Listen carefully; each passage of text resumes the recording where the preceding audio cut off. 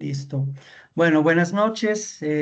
Muchas gracias a Juan Carlos Vargas por aceptar esta entrevista. Juan Carlos, bienvenido. Gracias, Luca, gracias a ti por la invitación.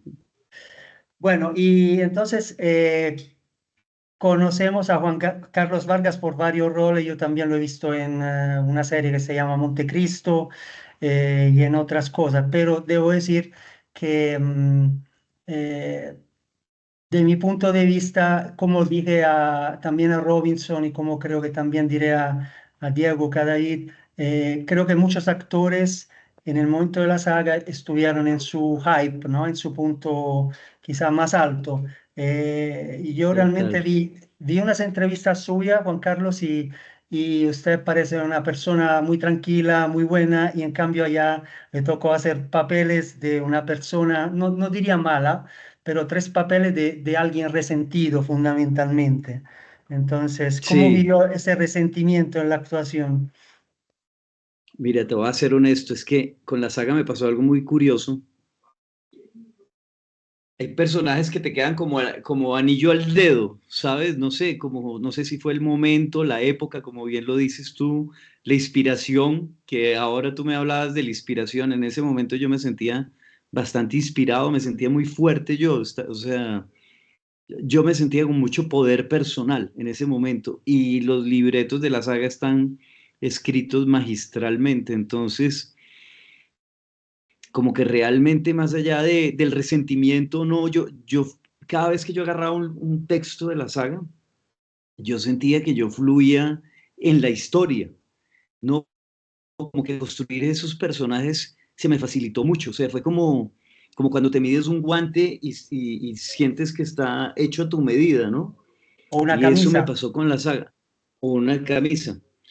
Yo venía viendo la saga ya antes de que Dago me llamara como televidente, que es la generación de Robinson Díaz, estaba Marlon Moreno, estaba Flora Martínez, y yo estaba enganchado viendo la saga, o sea, realmente me enganché y hubo algo de proyección, yo dije, yo quiero estar ahí. O sea, me dije a mí mismo, quiero estar ahí, quiero estar ahí, quiero estar ahí. No sé, creo que lo pensé y lo deseé tanto que cuando se me presentó la oportunidad yo entré y quise también como aportar mucho, ¿no? ¿Y tuvo que hacer Entonces, como un casting o lo llamaron de una y le dieron el papel? no, Dago me llamó, me lo ofreció de una. Yo estaba haciendo antes de eso estaba haciendo un reality en una isla, era el desafío 2014 creo que era, y fue el primer reality que hizo Caracol. Y ese reality se presta es una competencia bastante fuerte, no sé, entonces yo creo que Dago vio en mí, porque también me lo tomé muy en serio esa competencia, entonces yo creo que Dago vio en mí como la fuerza del que está compitiendo. Yo salí del reality y él me enganchó de una, ¿no? Yo pienso, voy a dar una descripción según mi punto de vista de los tres personajes que de todas formas tienen una interpretación que, repito, yo no conozco su vida privada, pero por las entrevistas, por los trabajos donde lo he visto, eh, expresa realmente un malestar a través de esos personajes, ¿no? Un resentimiento por circunstancias de la vida. La primera porque su esposa lo deja y luego descubre la traición con su hermano. Con Armando Mayor ya hay cierto más equilibrio porque, bueno, el enamoramiento hacia Pilar. Además, pues le mandamos un abrazo a Sandra Reyes, Sí, total. a donde esté. Entonces hay un sentimiento de redención, ¿no? De cierta forma y un intento de cambio. Personalmente, el personaje que a mí me gustó más, debo decir, es Iván Zapata. Sí, total, Eh, Iván, increíble. aunque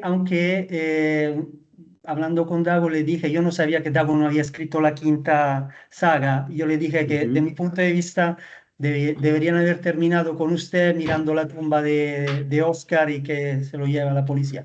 pero él me explicó que, bueno, que estaba en otro proyecto, que la terminaron otras personas. Entonces, me gusta mucho Iván Zapata, pero no me gusta la quinta saga, porque para mí ya se pierde como la poesía de lo que había antes, porque era un mundo de ampones, pero con cierta poesía, con cierta nostalgia, con cierto intento de regresar a la legalidad, ¿no? Entonces, Sí. ¿cómo vivió esos tres personajes? ¿Tiene un preferido o uno que le costó actuar más que otro o uno que se sintió más cómodo más que otros? No, me sentí cómodo en los tres, la verdad. Bueno, tal vez el lado adulto se me dificultó más, ¿no? Por el tema de que, pues yo en ese momento no sé cuántos años tenía, como 35, y era ser un hombre de 60 años, 65 años, se me dificultó mucho la madurez, pero tuve el espejo de Frank Ramírez, gran actor, que hizo de mi papá cuando yo hice Armando Manrique. Entonces yo traté como de emularlo a él mucho. Pero lo que te digo, yo, esos tres personajes, o sea, yo creo que me agarré son muy apasionados los tres. O sea, los tres tienen mucha pasión, son seres humanos muy apasionados, muy viscerales, muy explosivos. Entonces mi actuación yo la cogí fue de ahí, de la explosión de cada escena, ¿no? Como que de verdad que se me facilitaron los tres por lo apasionados y lo que eran, lo explosivos y lo bien escrito que estaba la trama, como que yo me fui montando en eso, me encantó Armando Manrique, el tema de los celos, la pasión, eh, pues sí, que termina matando al hermano durísimo, muy duro el tema, pero yo me agarré fue de la pasión a la mujer, ¿no? Del hombre dolido, del dolor, me gustó mucho hacer ese. Se me dificultó Pero, más el del medio. Y Iván Zapata me encantó. Iván Zapata ya me encantó porque es que no sé, es difícil hablar de la saga porque fue algo como que se me dio tan fácil y tan difícil, porque pues obviamente estudié muchísimo. O sea, digo fácil porque cuando te apasionas tanto por algo, no te importan las horas que gastes estudiando y el tiempo que gastes metido en el tema. Entonces fue algo que me absorbió completamente mi psiquis, mi mente, y pues no sé, me embullí en esos personajes. vi Me que metí muy de frente. mantuvo el mismo look de Iván Zapata en Montecristo, porque lo veo que prácticamente el mismo corte de pelo. Sí, sí, Y eso, yo quedé muy, eso perdón, a qué se dio? ¿Le pidieron mantener ese corte de pelo o era una elección suya? no, lo que pasa es que la verdad es que Iván Zapata fue un éxito tremendo. O sea, la verdad creo que ha sido de los momentos que me he sentido más exitoso, y digo exitoso en términos de lo que el público, lo que uno despierta en el público, ¿sabes? O sea, digo, sales a la calle, todo el mundo tiene que ver contigo. Viajé a Cuba y en Cuba esa novela la daban por la mañana, por la noche, por la tarde y por la noche en televisión cubana. Perdón, vi la entrevista en que usted hablaba de esto, que fue con su esposa, creo allá, ¿no? Sí, Fueron juntos sí, sí, y que sí, lo sí. paraban en el aeropuerto, sí, me dijo, me acuerdo. Exacto, entonces el look me funcionaba muy bien cuando me dijeron Montecristo, y dije, no, pues ya el look está funcionando bien, pues voy a tratar de que el éxito de Iván, llevármelo un poco a Montecristo, ¿no? Pero pues obviamente eso no se dio. Montecristo tenía su propia vida, pero es que la vida interna de los personajes de la saga fue brutal el éxito, brutal, en todo lado. Según usted, a qué se dio, a qué se debe el éxito en términos de guión o de buenos actores o de que es una historia, como dice Dago, vertical? Porque él luego habla del baile de la vida, que es una novela que hizo después, que según él no le fue bien. Yo la vi, a mí me gustó, sin duda no llega a ser como la saga, ¿no? Entonces... Según usted, ¿cuál fue el éxito? ¿La historia, los actores, las actuaciones?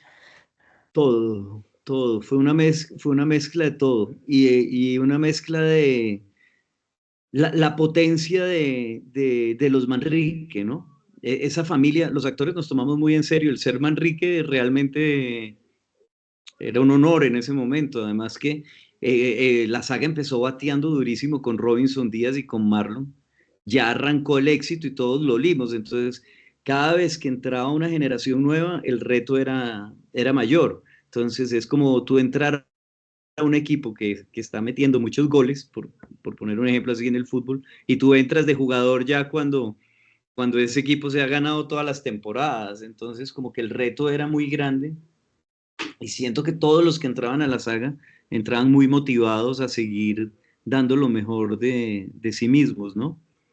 Tenía Hay, mucha vida interna dentro del set, la rigurosidad era impresionante, los actores teníamos mucha potencia, cada vez que pasábamos la letra, nos parábamos uno en el frente del otro, había mucha carga, mucha pasión, estábamos hay muy una frase, cargados.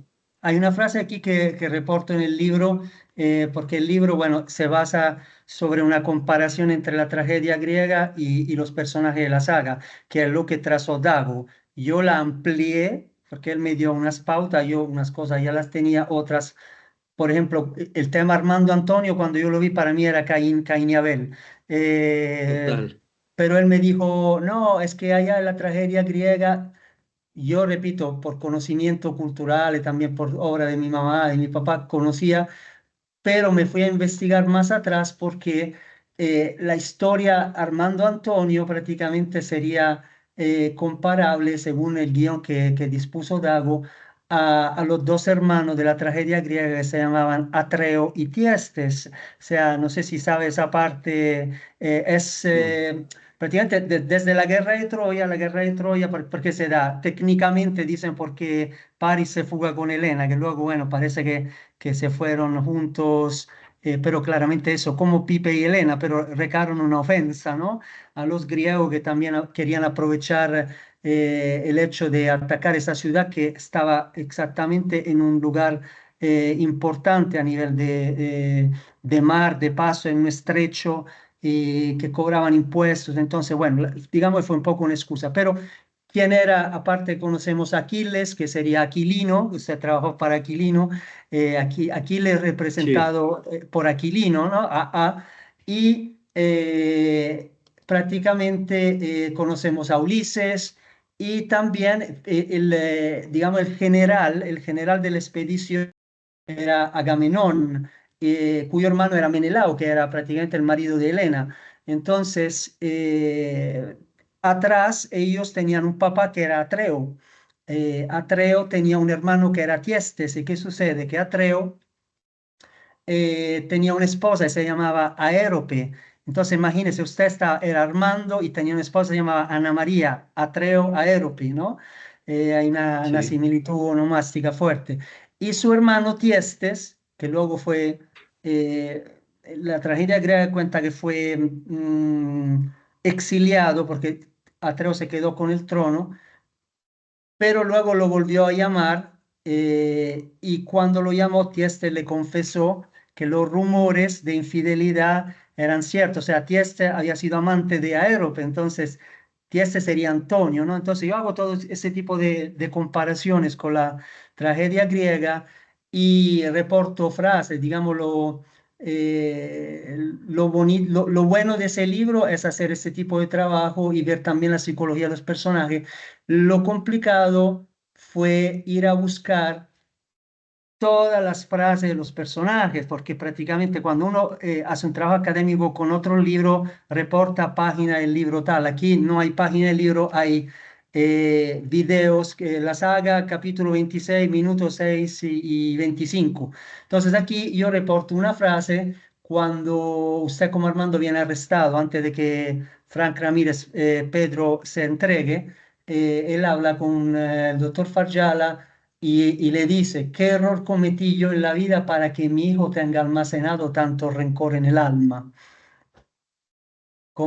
cómo explica esa? Porque Armando, yo cuando lo vi la primera vez, yo realmente sentía una explosión, o sea, usted realmente lo representó tan bien que yo pensé, o este actor es malo porque es malo y le sale bien, o realmente es un gran actor, porque a veces Armando a mí me daba, cuando no conocía claramente a Armando padre, que ya me daba cierta tranquilidad, o Iván Zapata, que es otra cosa, pero Armando joven a mí hasta me daba fastidio en el verlo, ¿no? O sea, la actuación impecable, pero se sentía realmente, transmitía ese odio, ese rencor, esa gana de vengarse continuamente. Entonces, esa frase la puse porque me parece sintomática.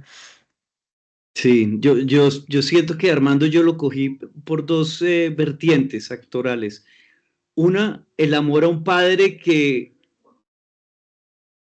o sea, el amor a un padre que darle gusto es completamente, prácticamente imposible.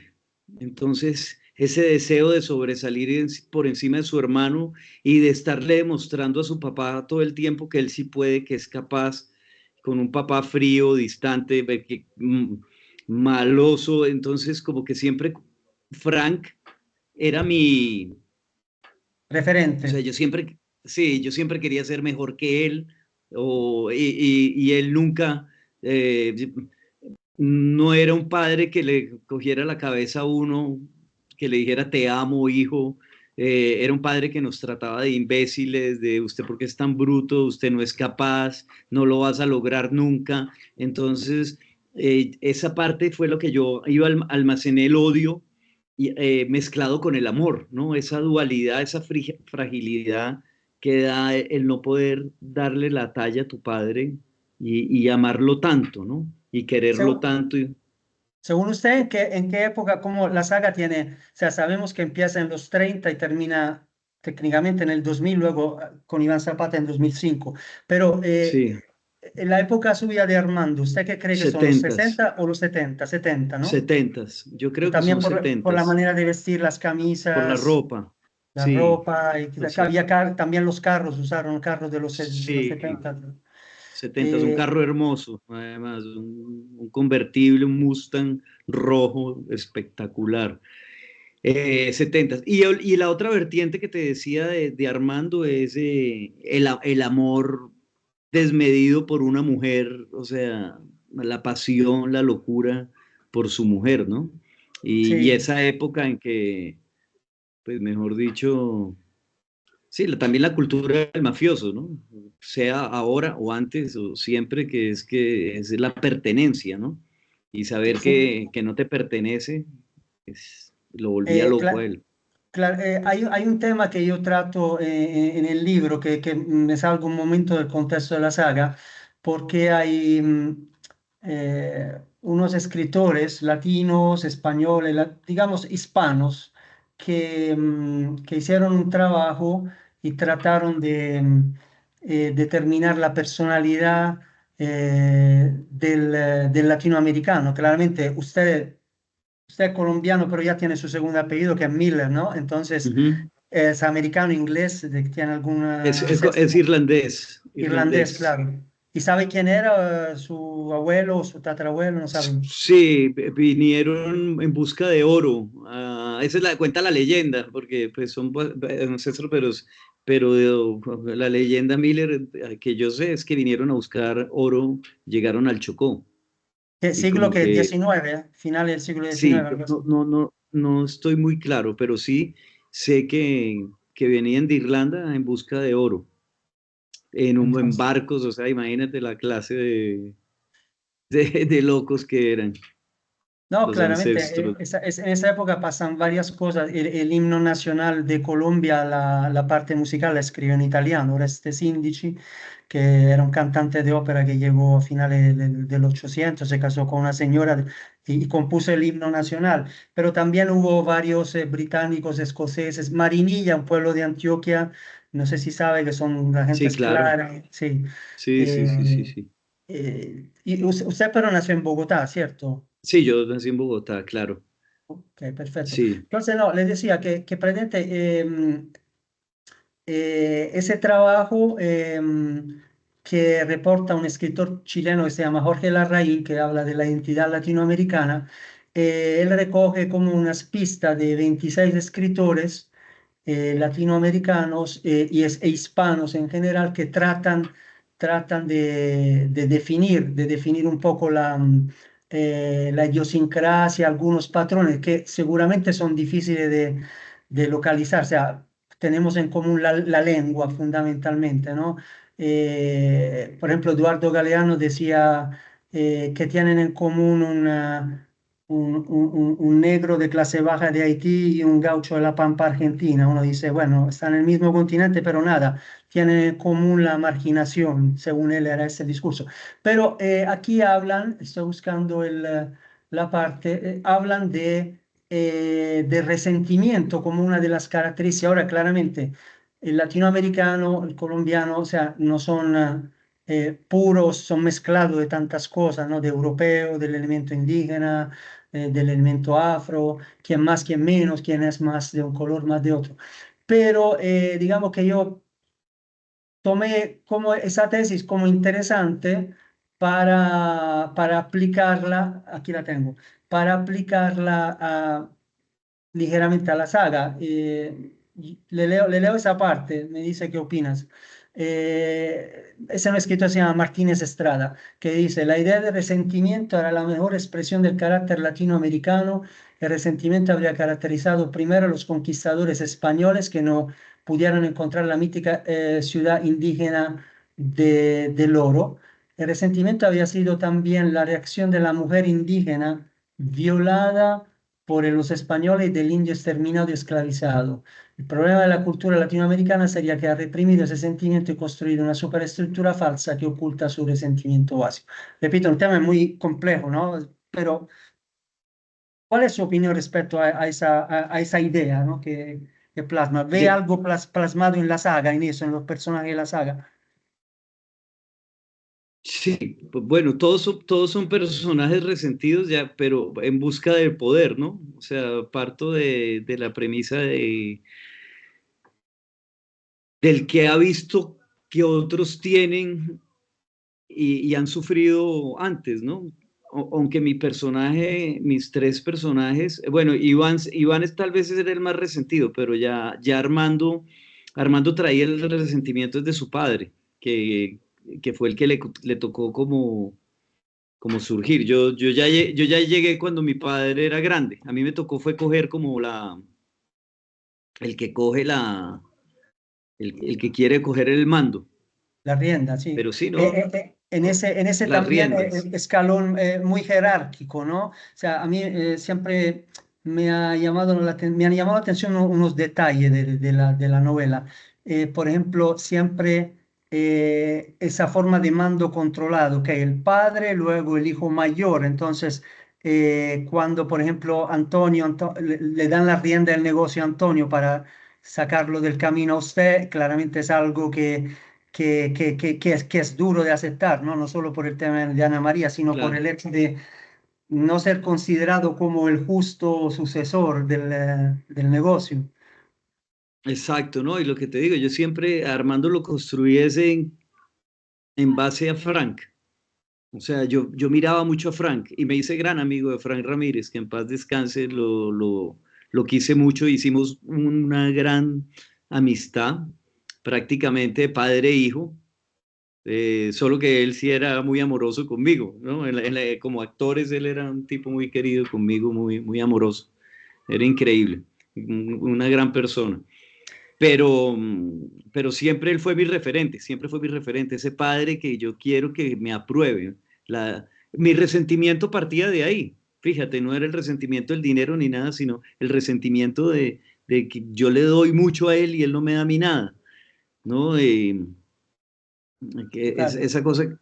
esa cosa que, pues, ese padre que apenas te toca como la mano, como que te estremece, pues, pero es ese juego de te golpeo, pero te quiero, como, ¿no? Yo siento que Armando vivía en ese resentimiento del amor, y luego pues, te estalla con el resentimiento de la traición y todo, pues, de su mujer. Con Armando padre sucede algo, ¿no? Que los dos hijos transgreden, porque rompen esa línea con el tema del secuestro, aunque luego lo tratan de meter adentro a usted, pero usted ya los manda a controlar por el primo. Entonces, allá yo veo que hay una ruptura, ¿no? De ese mando familiar. Claro, no, ya es un Armando, pues es un Armando que ya sabe que está envejeciendo, es que la vejez es muy dura, ¿no? Y sobre todo en ese tipo de mundos hay que tener un ímpetu que lo da la juventud. Entonces yo siento que ya Armando también había visto mucha muerte, el hecho de haber matado a su propio hermano, pues imagínese, ya eso te quiebra el alma, por más fuerte que seas, por más maloso, por lo que sea, ya es un quiebre. Yo siento que ya Armando ya era una persona quebrada, Armando viejo ya era una persona quebrada, Y de hecho, ya no tenía el poder hay una frase suya interno. que dice, cuando explica la idea de cambiar el negocio a su hijo Manuel, diciéndole, en los últimos años hemos estado siempre en el mismo nivel, ¿no? Eso no ha avanzado, no ha mejorado, entonces también quizás la única opción que tenían era ampliar el negocio en el reinado de Cartagena, pero luego las cosas, digamos, no se dan y bueno, luego entra el amor y cambia la situación con el remordimiento y también el asesinato. Pero con qué escena de cada uno de los tres personajes, si usted tuviera que hacer una maqueta, ¿no? Decir, ok, ¿con qué escena me quedo de cada uno de los tres personajes? Sí, yo me quedaría con Armando joven. Sí, no las tengo muy claro, lo que te digo, ha pasado mucho el tiempo, pero me quedo mucho con las escenas.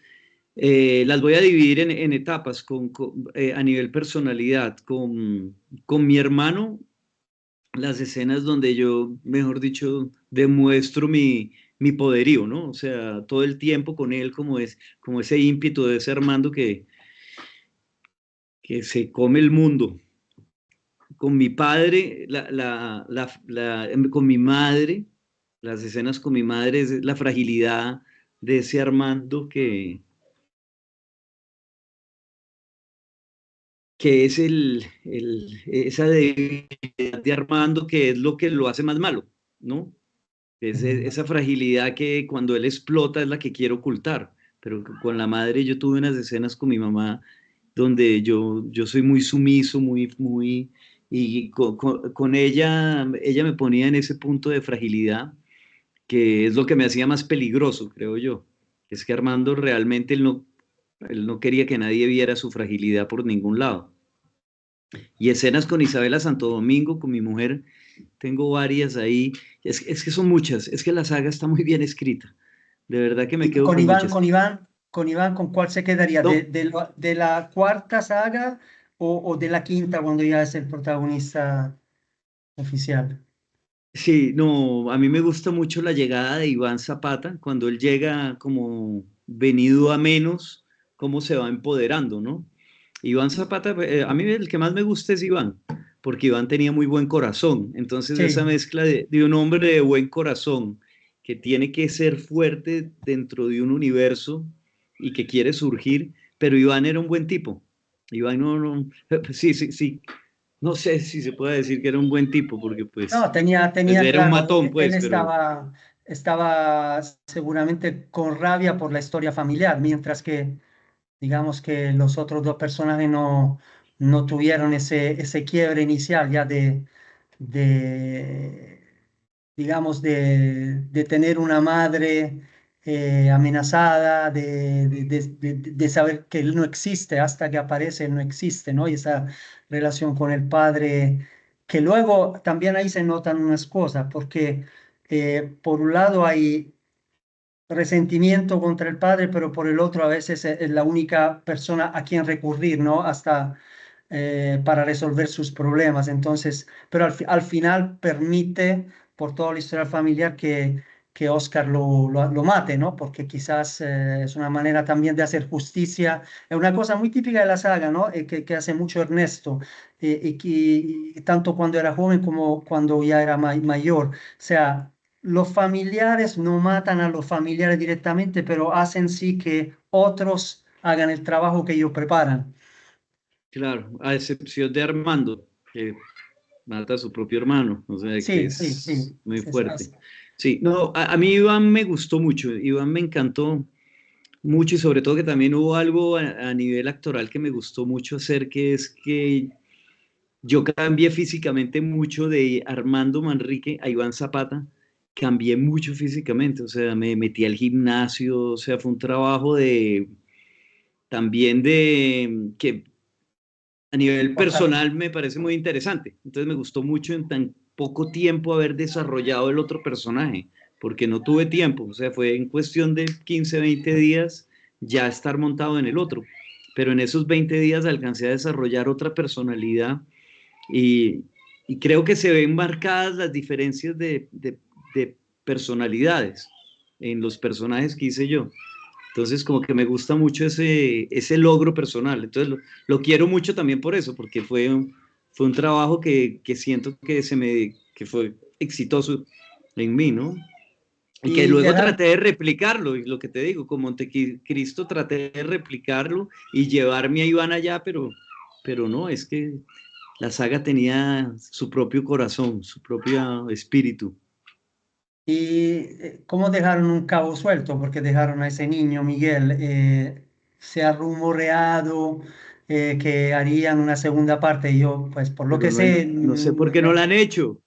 pero usted cómo la vería de 20 años después, con los mismos actores, ya los que están claramente, Pues, o con gente nueva, porque no funcionaría. claramente, ¿Funcionaría con gente nueva? Pues pienso yo, pues aquí especulando, pero siento que la saga, el hit de la saga es que siempre fuimos los mismos. O sea, la genética, siento que tendríamos que estar los mismos. Obviamente el protagonista seguramente es ese chico que dejamos. No, no sé cómo la plantearían, pero siento que la genética sí debería ser la misma. Obviamente ese nuevo Manrique.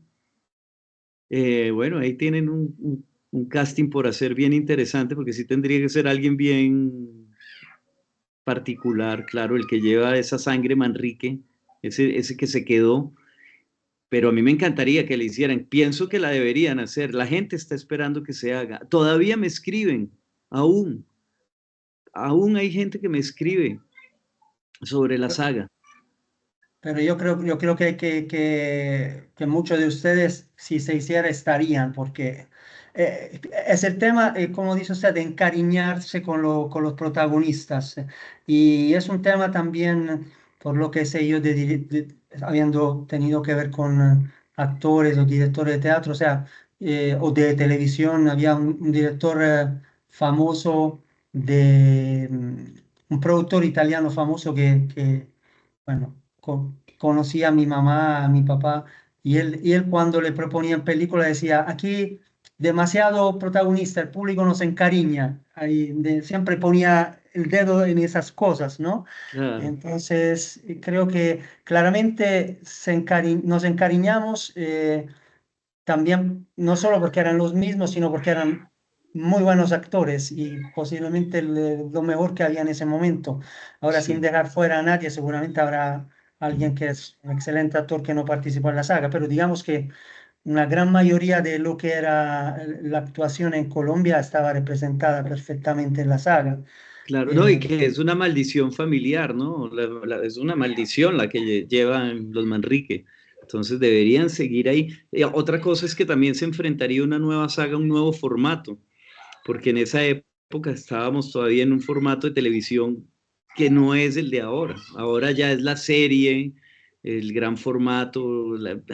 O sea, tendría que venir la saga con una cosa muy explosiva y con otro planteamiento, pues nosotros todo lo trabajábamos en estudios, lo cual era muy cómodo en aquel entonces, pero hoy en día el estudio ya casi no se ve, ya tendría que ser en locaciones reales, en la calle, un poco más cine, más lo que se está viendo con las nuevas plataformas, ¿no? Con HBO, eh, Netflix y todo esto. Sería un reto enorme. una última pregunta.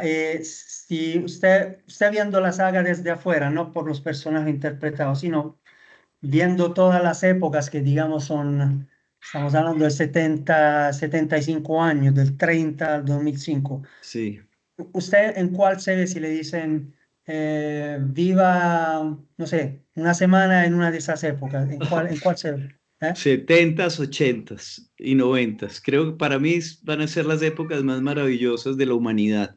Creo que los que pertenecemos a esas épocas, desde los 60s, 70s, 80s y 90s, creo que tuvimos la mejor época que la humanidad va a tener porque no teníamos el celular, que para mí fue el principio del fin del hombre. Completamente de acuerdo. Teníamos el rock todavía, Y, teníamos y la teníamos poesía del la rock palabra, la palabra. la palabra, todavía creábamos los acontecimientos desde la mente, es decir, con eso quiero decir que el amor era algo que los jóvenes de ese entonces soñábamos con encontrar la pareja y la idealizábamos en nuestra mente y creábamos las situaciones y nos la cruzábamos, o sea, era algo que la vida se vivía.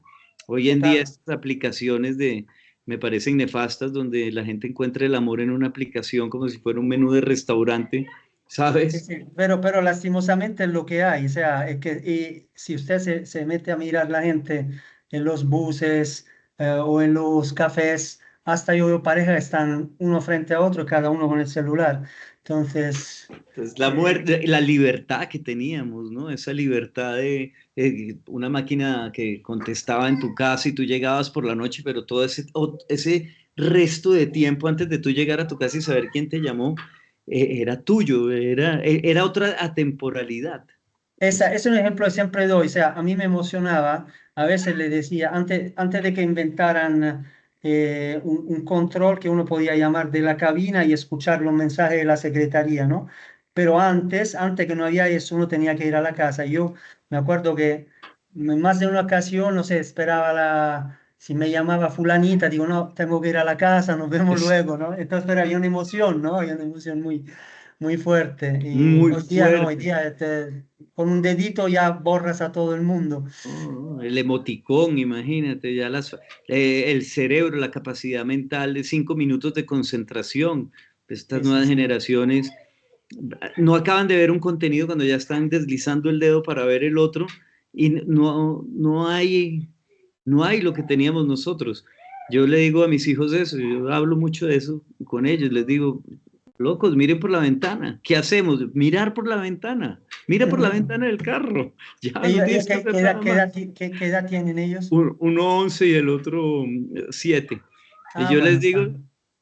pero chicos, o sea, miren por la ventana. O sea, yo pasaba horas mirando por la ventana. O sea, mirando gente, la calle. O sea, la vida era lo que la vida te daba. Este aparato nos está haciendo un daño. No, y lo hacen siempre más grande aún. A mí esto en un año y pico se me quebraron tres porque son muy grandes, entonces se me caen Claro, y es un fastidio realmente. No, yo soy de su misma generación, así que he vivido las mismas cosas y somos pienso unos exactamente lo mismo. privilegiados.